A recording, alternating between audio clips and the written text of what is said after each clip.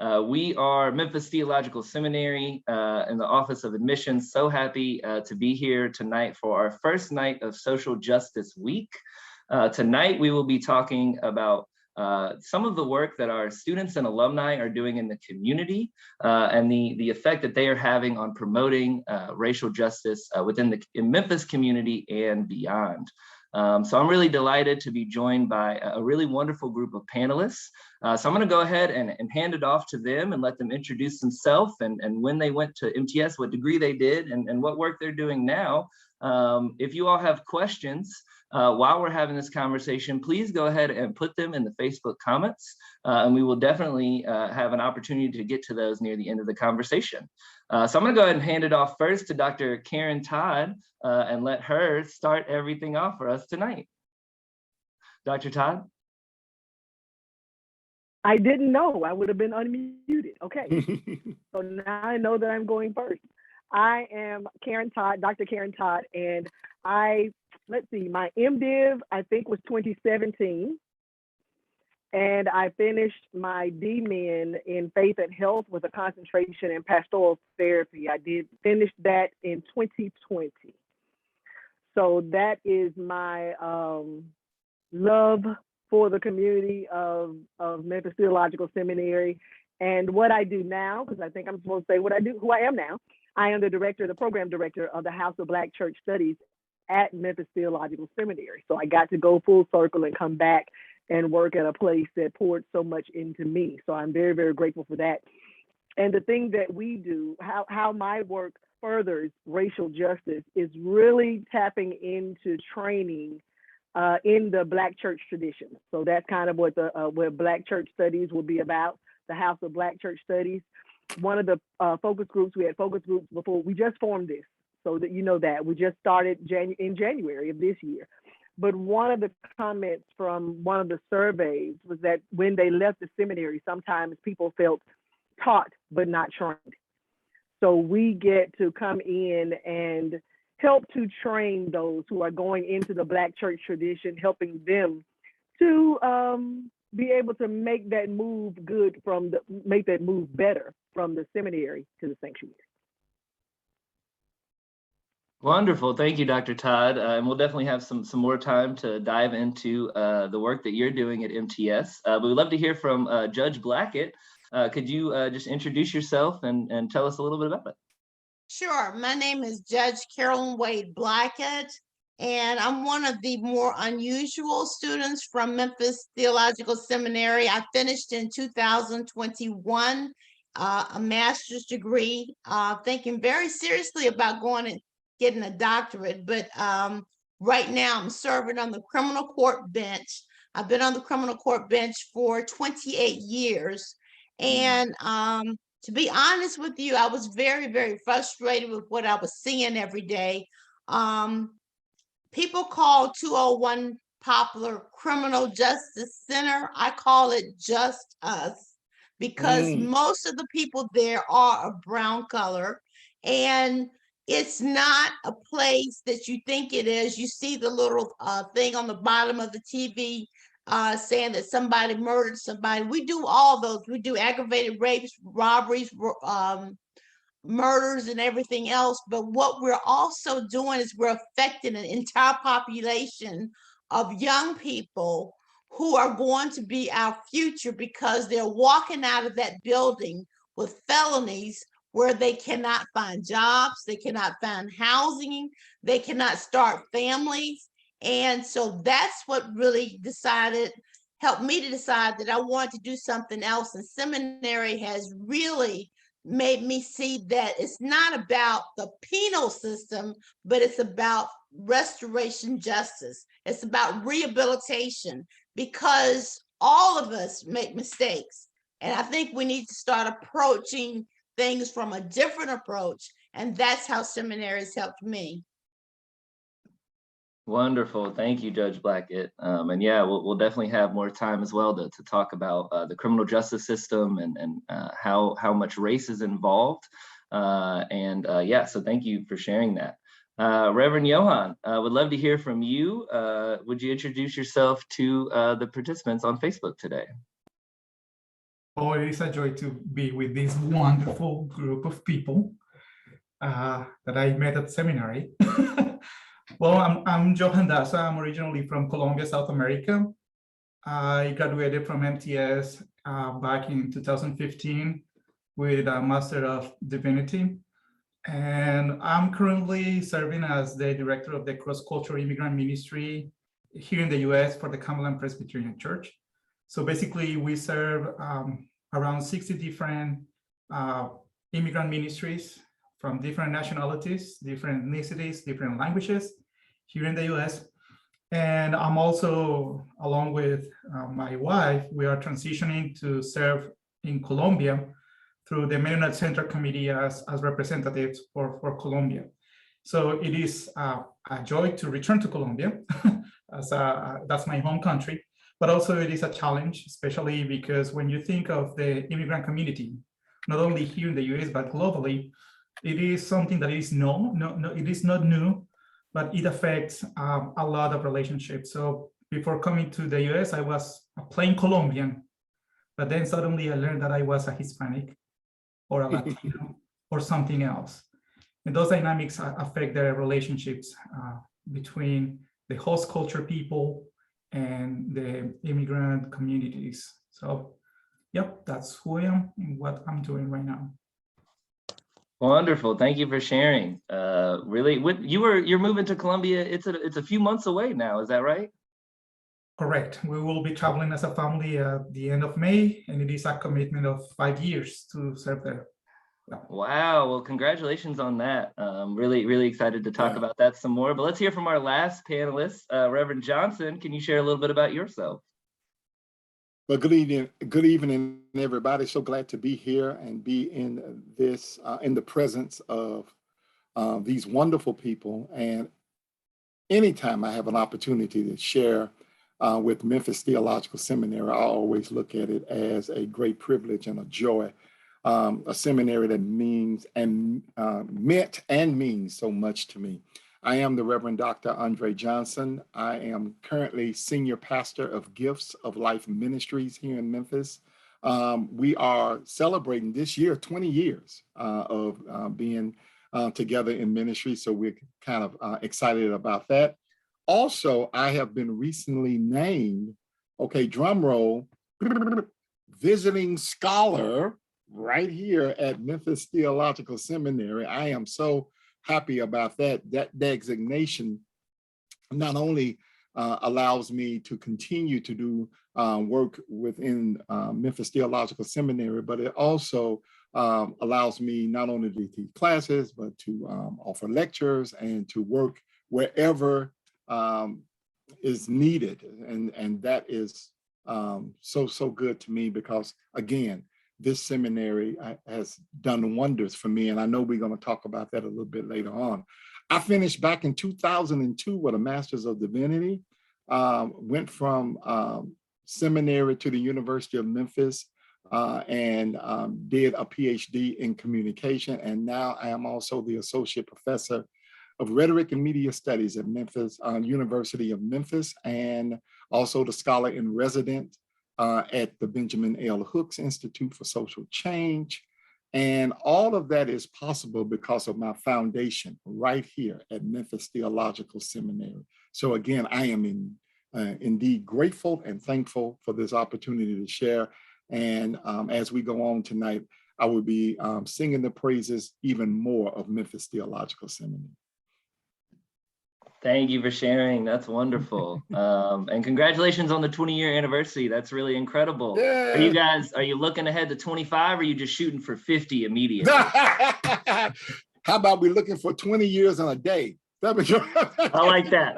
That's fair. Till we get to the next day. No, you're right. We're looking for 25 to 30 to 50, however the Lord opens up the door and let us be together.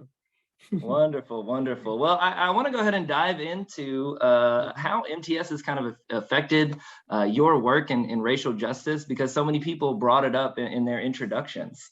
So we'll go back to Dr. Karen Todd and just tell us a little bit again about exactly what you're doing at MTS, and then kind of how MTS helped shape and form you in the work that you're doing today.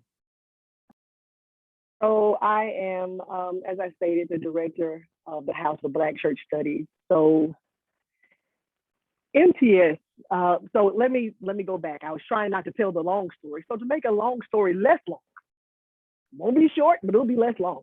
I started at MTS. I was already senior associate pastor of New Direction Christian Church. So I know a lot of people that come to seminary, they come to be ordained, they come to do these things, and they're not yet serving in full capacity in ministry. So I was already serving in full capacity, but I knew that there were things that were missing. And also in my denomination, Disciples of Christ, to be ordained, you have to have an MD. So I had been working in a Black church, and I've always been a part of a Black church, but I learned so much more in seminary than what my Black church offered.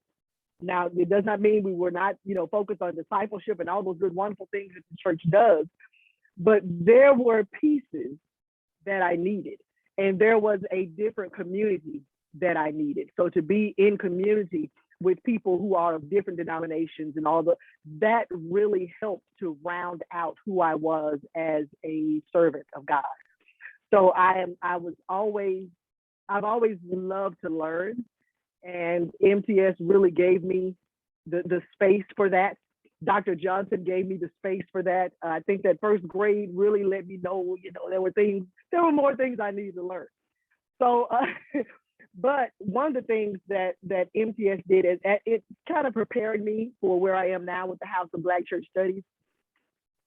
I was able to lean into the Black church tradition through some of those courses with Dr. Johnson, doing a community organizing course with Dr. Gecki, doing some the preaching courses with Dr. Davis that really helped me to hone in the craft or the skills of preaching. So yes, there's a gift, yes, there's anointing, and then there's also things that we can learn, the skill of it. So all of those things helped me to become a much better preacher and pastor and the servant and sometimes believer.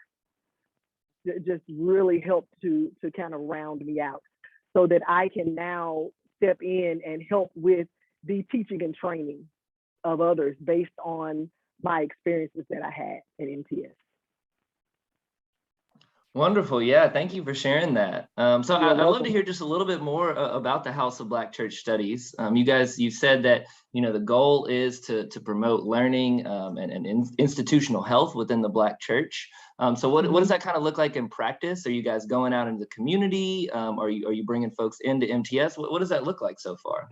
We'll actually do both of those things. So we're going to have a lot of conversations, first of all, with those who are with pastors who are in the Black church in our community. So, and not just community in Memphis, but in the MTS community, which kind of spans beyond Memphis. We are going to start some internships so that those who are students at MTS, they will be able to, not only am I going and I'm learning in the classroom, I get to be connected with someone in my church tradition, where I can go and serve in that church and understand more about the work of the ministry. So the internships are going to be very key. We will also, as we evolve, like I said, we just started in January. As we evolve, we will have certificate programs.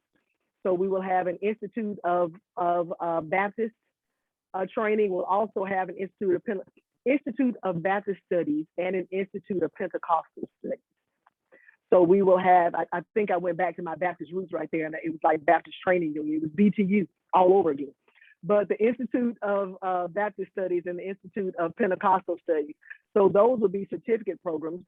We will also have a certificate in imaginative ecclesiology, which what that is we'll be able to reimagine the church, which we've done a lot of that in the pandemic. We've done a lot of reimagining since we've been at home and not been able to be in the sanctuary. But then what does it look like as we all begin to gather again? Do we go back to doing it that way? Do we make some type of hybrid and do it both ways? Do we, so just really reimagining that and helping churches that with the e-giving and helping churches with the streaming and just all those types of things. So that is the part that will be imaginative ecclesiology. So those three main things: the internships, the certificate programs, and the imaginative ecclesiology. So those will, as we round it out and as we evolve, that's where we're going with the House of Black Church Studies.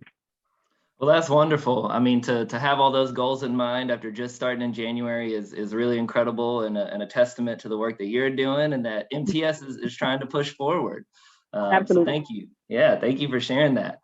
Judge Blackett, would love to hear from you. Just tell us a little bit about how MTS has kind of shaped you personally and in the work that you're doing as a judge. Well, first of all, MTS was one of the first places that I went to that everybody didn't say all rise and everybody stood up for me. Okay.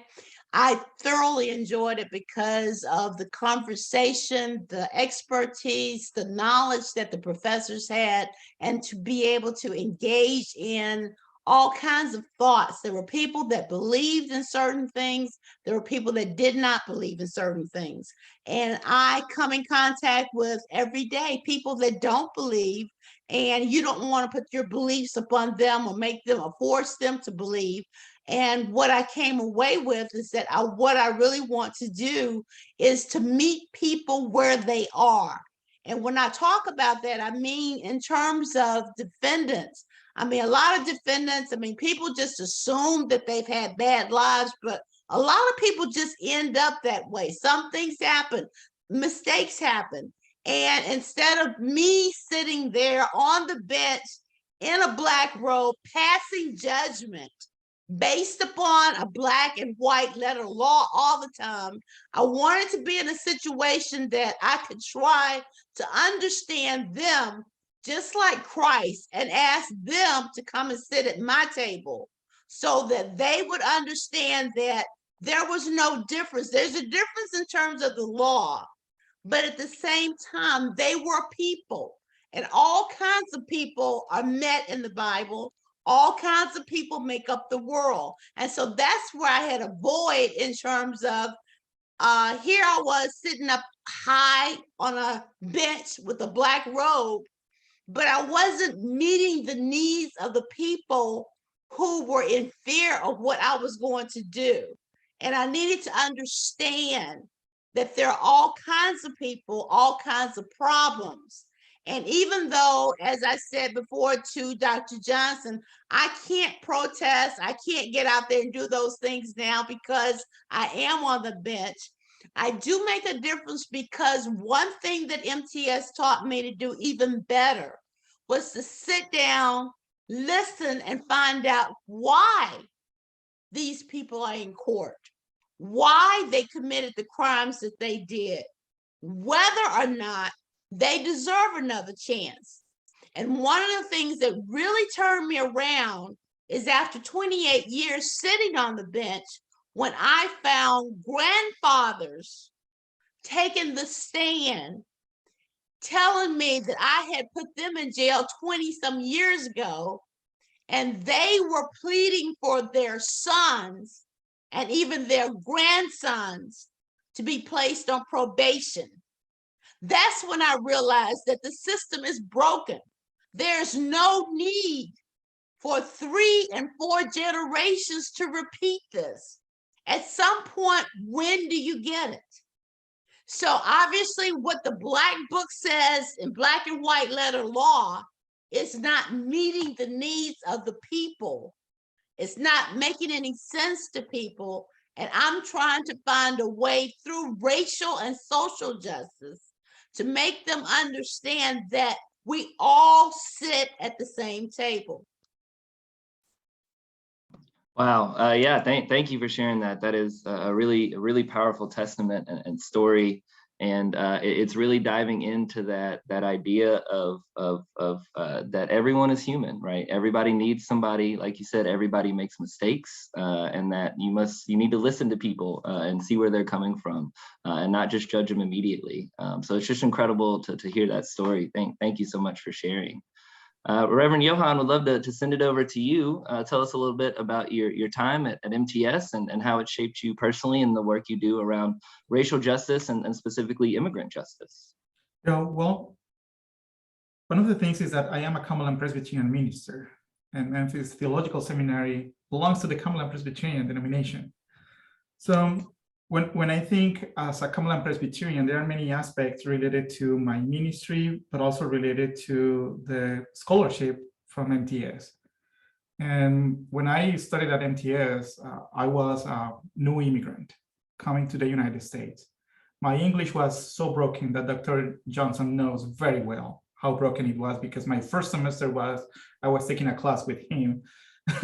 But the interesting thing is that when I came to MTS, I was so naive in terms of recognizing the tensions related to immigration, for instance, the tensions related to racial inequality, many things that were related to theology that I was supposed to know because of my prior degree. I studied, I graduated with a degree in electronics technology. That it is not connected to theology, maybe in the complexity. But then I graduated from seminary in Colombia. And when I came to the United States, I came to do everything according to the American way to get my master's of divinity. However, I started noticing things like this. I never had any studies on African-American theological studies in my seminary in Colombia. The approach to racial realities in Colombia are completely different from the approaches here in the United States. It means that many things are cultural and are related to our backgrounds, where we grew up and what we learned, and recognizing those kind of things first. I remember being in a class with Paul Dicard, the quest of the beloved community. And he asked me, how do you connect liberation theology and the reality of racism in Colombia with the realities of the civil rights movement here in the US? So for the first time, I said, how can I connect those kind of things? And realizing that the issue with slavery in Colombia started in the late 1500s. That was new to me, even being a Colombian. I learned that here at MTS. Then Dr. Johnson decided to invite a professor, Dr. Kimberly Chandler, to help us with performance and pulpit rhetoric. And suddenly I was preaching in a class, and she stopped me and she said, "Where are you from?" I said, "From Colombia." "There is nothing Colombian about your sermon." That itself was a painful experience for me. But it was needed, because what she told me after that was, you need to be authentic. You cannot deny who you are. You are a Colombian, you are a Latino. So every time you preach, remember that. So there are many aspects of my identity that are connected to my experience at MTS. The other class, perhaps that it is theology, African-American theological thought and religious thought, and how we see bodies. Well, how we see not only physically, but also from a sociological perspective, how we see each other in the world, in the social and real world, and how we treat each other. And that class was led by Dr. Johnson too. And for me, it was that type of experience of recognizing that unless we see others as equal, it will be very difficult to overcome racial, immigration, and other social issues in our different societies. So this is the last questionnaire. When you are graduating, you receive a set of questions from MTS. And I remember responding to the impact of MTS. And my response has been my response for life after that experience at MTS. that many aspects of my identity, and when I say many aspects, it's because I have a cultural identity, I have a theological identity, political, social identity. Multiple aspects of my identity have been shaped and reshaped through meaningful experiences of life and relationship with magnificent, terrific people. And those are people who I met at MTS and I have met during ministry. So when I think of the immigrant ministries right now, it is a need. We need reconciliation. We need to see immigrants not, or people not as illegal, because they are not illegal human beings, but how can we transform those kind of things? So that's part of ministry. Wow, thank you for sharing. That's wonderful. And would you say that that MTS has been a part of you and your family's decision to return to Colombia? Is that a part of that process? Absolutely, absolutely. Wonderful. Well, thank you for sharing that. That's a really incredible story. Dr. Johnson, we'd love to hear from you. Tell us a little bit about how MTS has shaped you and your work. Since we've all mentioned you, now it's your turn. I was noticing that. I was like, wait a minute. You didn't realize you were the star of the show. I didn't feel this much love when I was doing. No, I'm just. And Johan, don't be talking about your English. Your English was fine. You were so powerful in that class. I remember you and how you were helping all of us to think much bigger and much larger, bringing in Colombia, bringing in other nationalities and things of that nature. So that's great. And of course, Dr. Karen Todd, oh my gosh, he was just so awesome as a student. And I don't think I had you, Judge Blackett, as a student, but I just know of who you are and what you've been doing. Your powerful advocacy on the bench is much needed. And I hope everybody has heard, even before I began, because I'm gonna try to be real brief. I can take the rest of the night to talk about how much seminary really has shaped me, but I hope you beginning to understand the connections here. This is what Memphis Theological Seminary is all about. Whether you're a pastor, whether you are director of a program that teaches pastors, whether you're a judge on the bench doing work there, or whatever you're doing, the theological education that we get at MTS grounds you to do the work that God is calling you to do. Can I say that again? It grounds you to do the work that God is calling you to do, because this is what I felt in my experience with Memphis Theological Seminary. I had no idea what I was going to do after my MDiv. I just knew I was going to graduate. I thought maybe I will somehow get called to a church and I will pastor. It was one person, Barbara Holmes, Dr. Barbara Holmes, who in my next to last semester at MTS, when I took her class, Engaging the Powers, she read some of my papers and my final paper, and she asked me this question. And many of you will know this question because I have shared it with you. Have you thought about doing a PhD? And that was it. I did not think about doing it. I didn't even know that was available. I knew maybe I wanted to do, continue my education, maybe a DMin, maybe do another MA somewhere, but not a PhD. Make a long story short, I began that journey. But my grounding at Memphis Theological Seminary was so important. But now I know the stuff now, but when I was beginning my PhD program, a lot of the stuff I didn't realize. A lot of the stuff I had already had at Memphis Theological Seminary. We were doing critical theory, critical race theory even at Memphis Theological Seminary. We were doing the critical work. What the seminary does is help you to think and to know what it is, to craft arguments around what it is that you believe, and not to be afraid of changing one's mind, changing one's opinion, or even saying, you know what, I got that wrong. I used to think this way, now I think this way. That's growth. That's what the seminary does. And then when you take that to another place, or the next place where you find yourself. And when people are wondering about you and saying, well, he comes from this seminary, well, he may not be able to do this, that, and the other. No, I was grounded at Memphis Theological Seminary. All of the teaching, all of the reading, all of that helped me and ground me for my PhD work.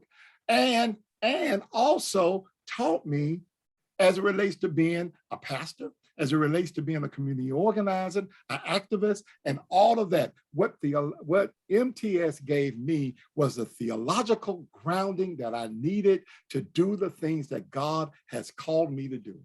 And I am eternally grateful for this school. That's why I am so honored that you, Luke, and all the people at MTS allow me to still hang around, because it was this seminary, and it is this seminary, that has propelled me. And so anything that you think that I do well, I want you just to say, and Memphis Theological Seminary gave him the theological foundation in order to do it.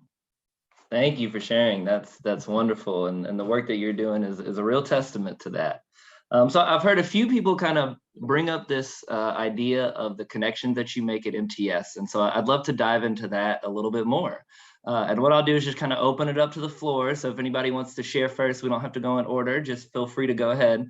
Would love to know if there was something that you haven't mentioned, but maybe a class that had a particular effect on you, a professor, even a classmate, somebody who was in there with you that you were learning alongside. What effect did that have? It sounds like a lot of people have gone through kind of some transformational change as a part of being in the degree programs at MTS.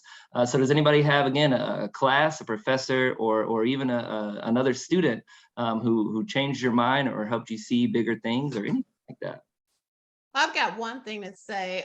Dr. Chris Davis, when he looked at me the first day I came into class, he says, "You can preach." And I'm going like, "No, I'm a judge." He says, "No, you can preach." And I have found out since then, after taking a couple of his classes, that when I'm asked to speak now, I just don't speak. I get a little excited. So I'm not real sure, but it's just that grounding that you have and that feeling that you have and wanting to articulate your ideas to people, that it just kind of comes in. It's like, it's something about MTS and all the things that you learn, you get excited and you start talking, and next thing you know, you're talking with excitement. So there were a number of professors that really influenced me during that time. It's just that the one thing I want to emphasize more than anything, that one-on-one interaction with the class and the professor, you can't get that anywhere. I mean, I've gone to schools all over. I've taken classes and seminars, but that one-on-one and that specialty, that expertise, that call on you and make you go ahead and say what you think that's on your mind, you can't find that anywhere. And it helps you when you go out in public, because you have that confidence that what you have to say is important, and you articulate it and you say it, and guess what? Most of the times people listen. So, I mean, I really appreciate that part of it. That's something that's very different. Even though I talk for a living, believe it or not, there is a difference in what I do every day and what I've learned at MTS. Yeah, thank you for sharing that, Judge Blackett. I think that's a really wonderful point. I'll just say real quickly, our introductory classes sometimes get up to 25, maybe 30 students, but the vast majority of classes at MTS are in that 10 to 15 range, sometimes even smaller. So you are getting a lot more one-on-one attention. Our professors really care about students. They're practitioners, they're out in the field doing work, they're in the classroom, they're career academics, they're doing everything at once. And so you're getting to connect to those people who have all of these different experiences that really help you transform who you are and the work that you're doing. Dr. Todd, did you have something to add?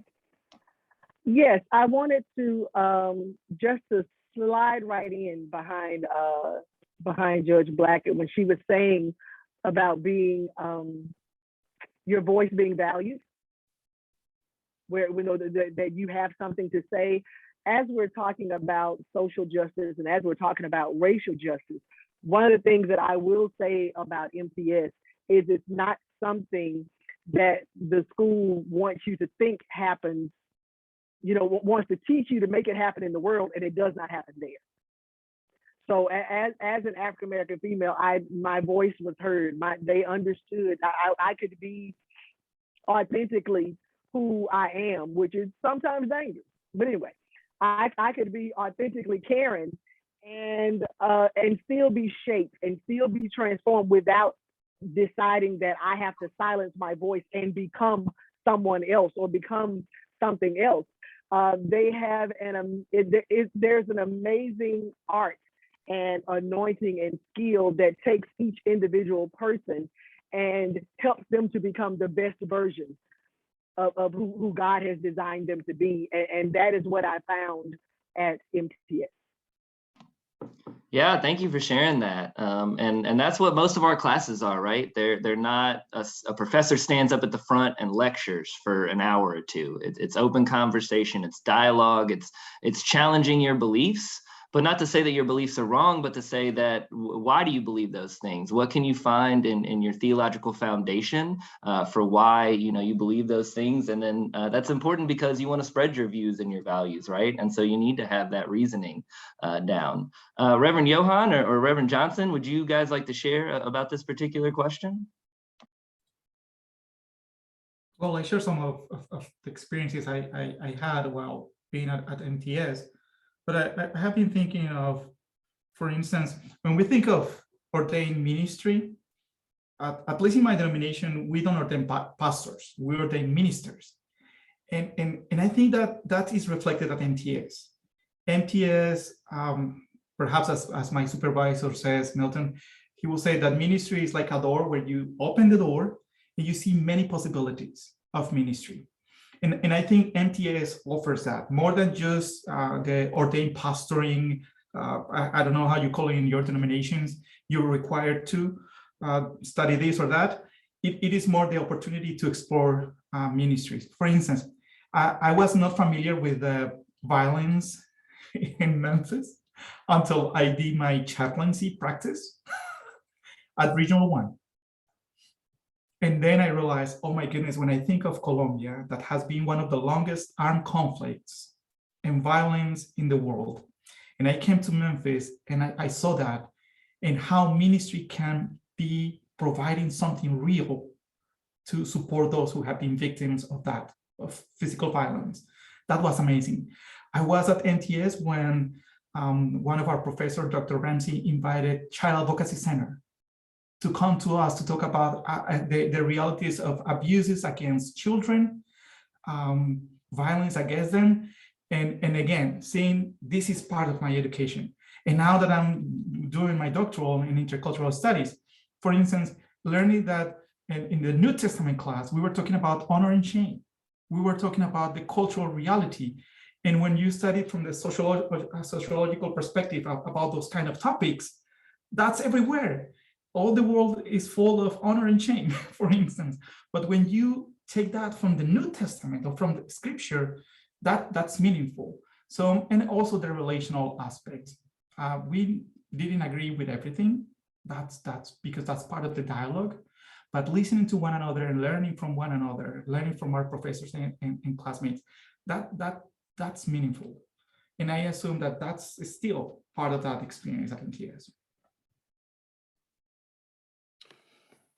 And of course, I've already mentioned the Reverend Dr. Barbara Holmes, and I could just mention many, many others who have really helped shape and mold me, from my classmates, from people that I still have relationships with in the community doing this type of work. But again, I just want to reiterate what I tell everybody when I talk about my time at Memphis Theological Seminary.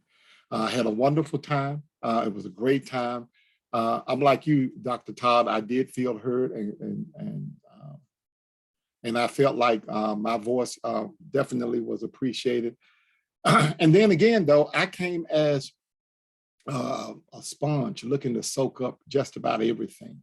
I wanted to learn I remember Barry Anderson, for instance, on just visiting MTS, talking about look at MTS as a smorgasbord instead of just, you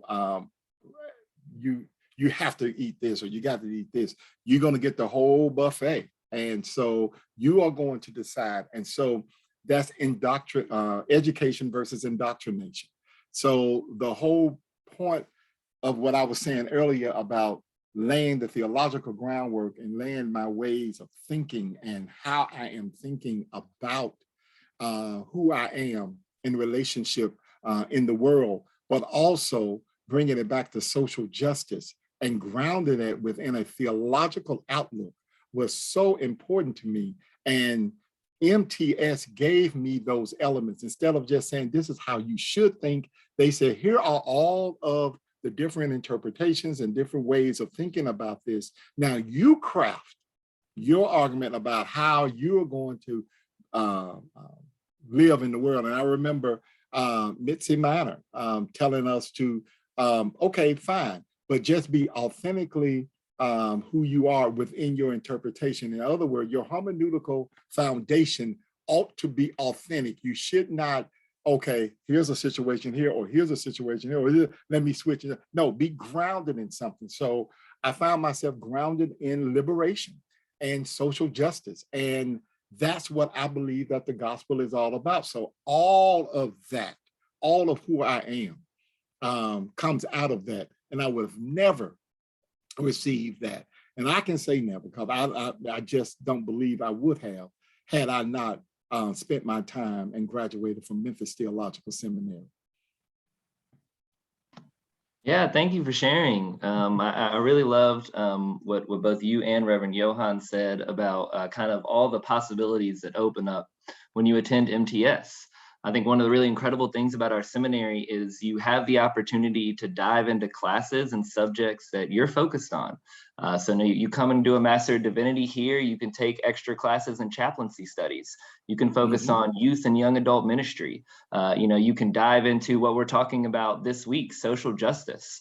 And that opens up so many doors. And you see that not only reflected in the panel here, but among so many students at MTS.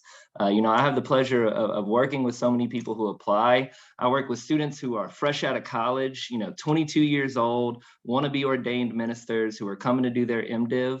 But then I also get to work with people like a woman I worked with last semester who was a medical doctor for 30 years. 30 years spent, she obviously had to get like her professional degree, and then she spent 30 years in the practice, and the pandemic kind of changed things because she realized mental health was what she was really focused on and excited about. And so she's coming here to get her MDiv and is focusing on chaplaincy studies so that she can provide that to the people that she's been working with for decades. So thank you all for sharing that. We're getting into the last 10 or so minutes here. So I'd love to hear just a little bit, you guys have all been through this process. You've been through your discernment phases. Do you guys have any advice for people who are trying to figure out if seminary is the next step for them? Anything that you guys would say to them, encourage them, whether it's seminary in general or MTS specifically? And I'll just open it up to anybody again. The first thing that I would say is just keep an open mind, because you have absolutely no idea where you will end up. The only thing that I did know when I applied to MTS was that I did not want to be a preacher. And right now, what I'm working on now and what I really hope to expand on is that there is a huge need for children who have incarcerated parents. And that's the generation that we're looking at right now. They have been separated from their parents. They have broken homes. They are being bullied and raised by gang leaders. And there is nothing out there for most of them. And we're talking about young children who are being influenced. And so I am extremely concerned about that. I'm extremely concerned about the fact that they see the violence on the street. They come to the courtroom. They see their parents being arrested. And so what is it doing to them mentally?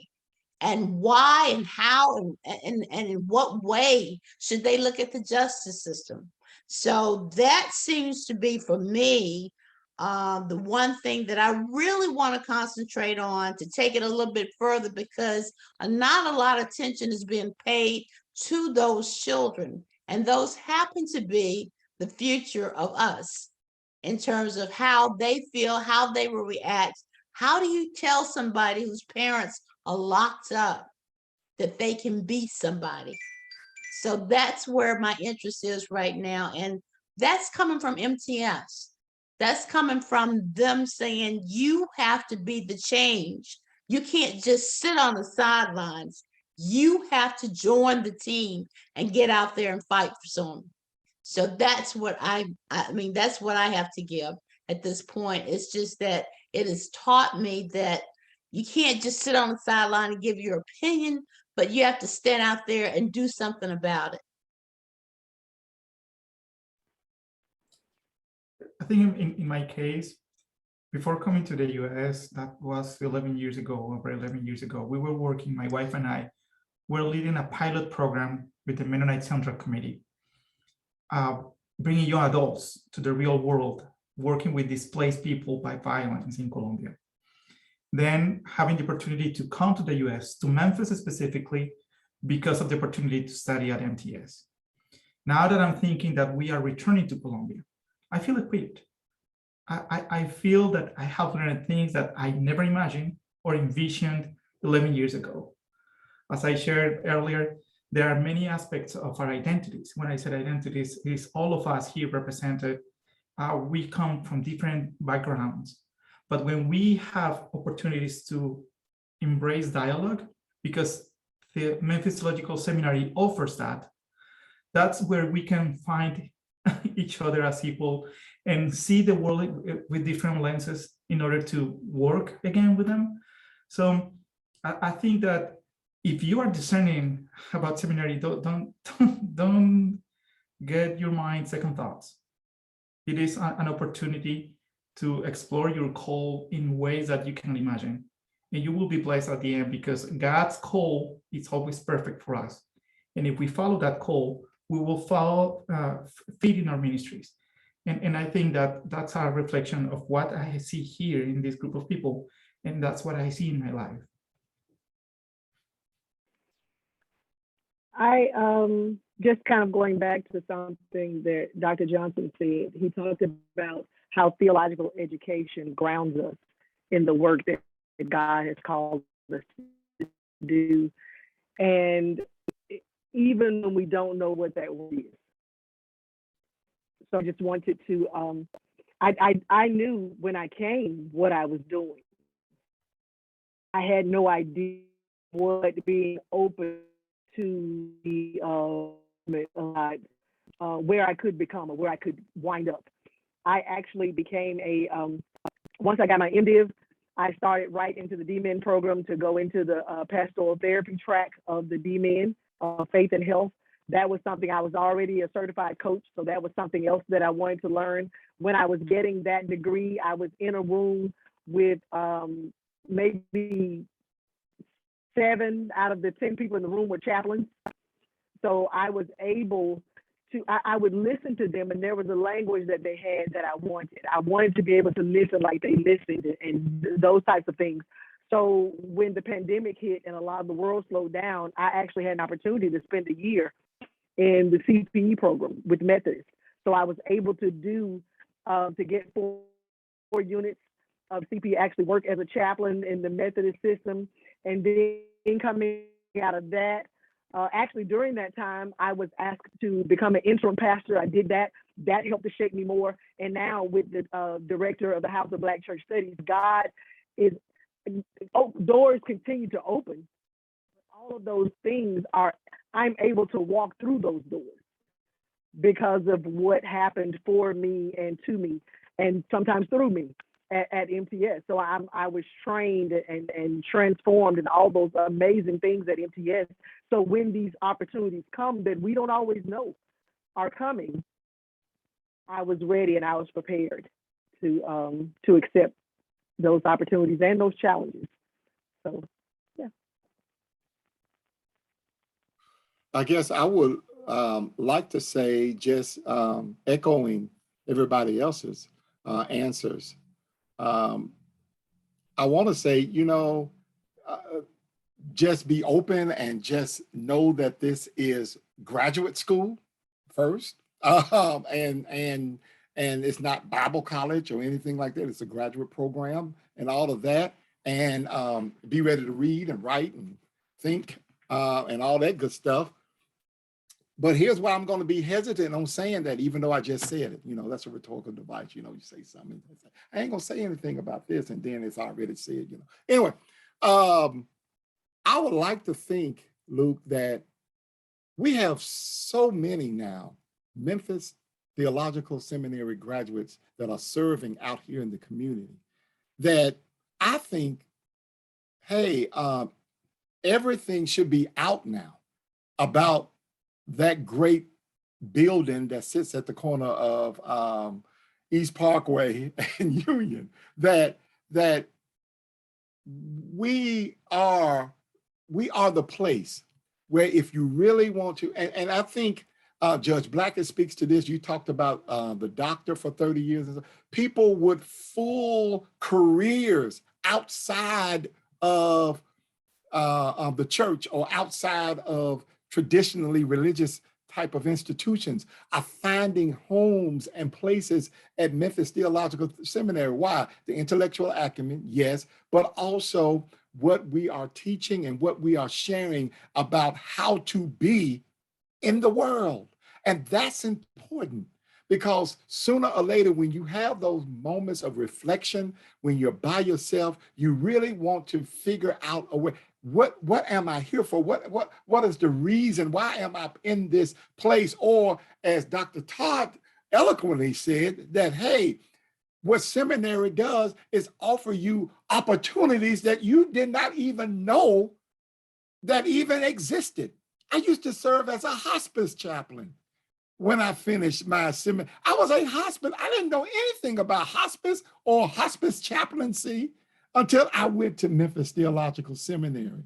And so Memphis Theological Seminary is a whole lot of different things to a whole lot of different people. But I think one of the things that we can all say is that if you are open, if you come here really wanting to learn, if you really want to grow in your theological understanding, if you really want good quality theological education, I think this is a wonderful place to attend. And I hope by now with these wonderful people on this panel that it is a great place to meet good folk and develop new friendships. I got a text message saying that I didn't say something, so I want to say it. I talked about the because there are people watching, but I talked about the internships that we're going to be able to do with the House of Black Church Studies. Those will be paid internships, and they're paid through the House of Black Church Studies, so it doesn't incur a cost for the churches where we are uniting those together. So if there are pastors or preachers watching, when I call you, it will not affect your tithes and offerings. The House of Black Church Studies. So those are paid internships. Dr. Todd, I want to put down my name and church. I want to get in that line early because I know it will be around the block. Thank you for sharing that. Yeah. Paid internships are the way to go. That's for sure. Paid internships. That's the right one. And Dr. Johnson, thanks for putting MTS in your background. That lovely building you were just talking about. Yeah, everybody can see it right behind you. Thank you for that. No, I'm actually outside, right in front. You're just chilling in the parking lot. Yeah. This is streaming live from there. I'm just only feet away. Well, I want to thank our wonderful panelists for coming out tonight. We are going to spend about the next 5 minutes just showing you guys some parts of the website, how to apply, how to learn more about our programs, how to get in contact with our admissions people like myself. But I do want to go ahead and thank the panelists. Panelists, if you guys need to leave, you guys are welcome to, or you guys can hang out with us for a few minutes. Judge Blackett, I might mention the D-Min program, so it might be informational for you as well. Again, thank you all so much for being here. And I think the work that you guys are doing is not only a testament to MTS, but how it changes and grows you as a person. And I really want to thank you all for sharing your stories tonight. I know it's impacted me, and I hope it's impacted everybody who's listening. So I'm going to go ahead and share my screen so that I can show everybody just a few items for how to learn more about MTS. So you should be seeing our website right now. You can access this by going to memphisseminary.edu. What you'll see here is a lot of opportunity, again, to learn more about our program. So I'm going to take you guys through just a few things. First of all, if you guys want to learn specifically about each degree program we have, you go to Become a Student and hit this Degree and Certificates program, and you'll get a lot of information about all of our degree programs. Our Master of Divinity, our Master of Arts in Christian Ministry, which, as you can see, has different specializations like Christian education, youth and young adult ministry, and social justice, like we've talked here tonight, including a couple of others.